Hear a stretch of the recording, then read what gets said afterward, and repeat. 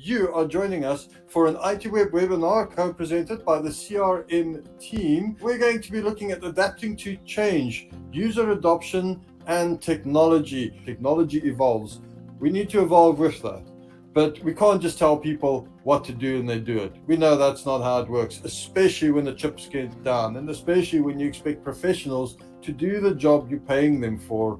It's not that they're obligated, it's that they're there to deliver a service. If we don't manage the interaction between them and the tools that they use and the environments and the cultures that they interact with, you're going to run into problems. And no, it's not going to be the employee's fault. They were doing what they were supposed to.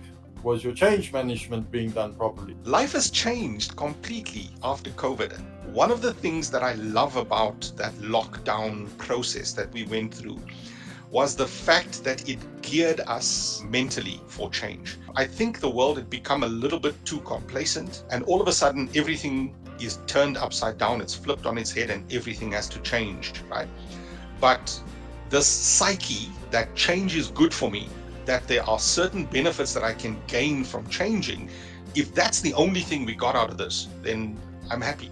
We'll start by chatting about the people problem, then we'll go straight on to looking at planning and implementing an effective user adoption strategy. User adoption, or the failure to manage it, is one of the leading causes of system implementation failure today. Perhaps you've heard this before. It's actually a very common end user story. I don't need your CRM system to record customer details. It's all in my head. You people today rely too much on technology. Implementing a new system is nothing like a field of dreams.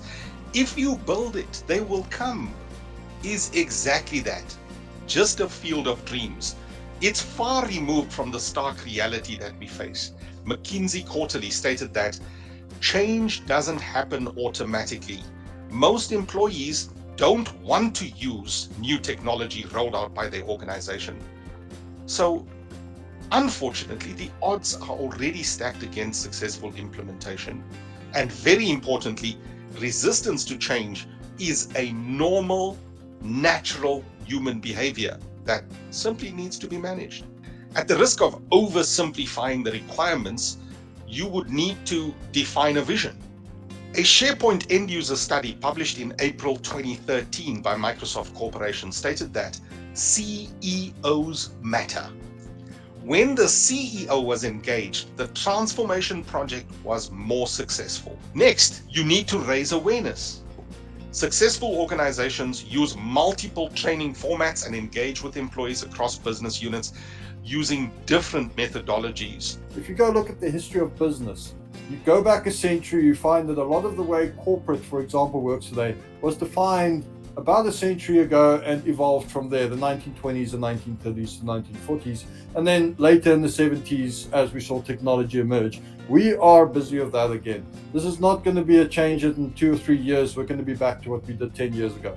That's gone. So your most effective way of working with a company, of bringing change, of being effective, being a better business, being a better professional yourself, is how do you adapt change, how do you manage change, and how do you help others to change? That's probably the most important. We saw a lot of that today. Thank you very much for your time, Mark. Thank you very much to the audience as well. Please enjoy the rest of your Tuesday, and we will see you soon. Thank you and goodbye.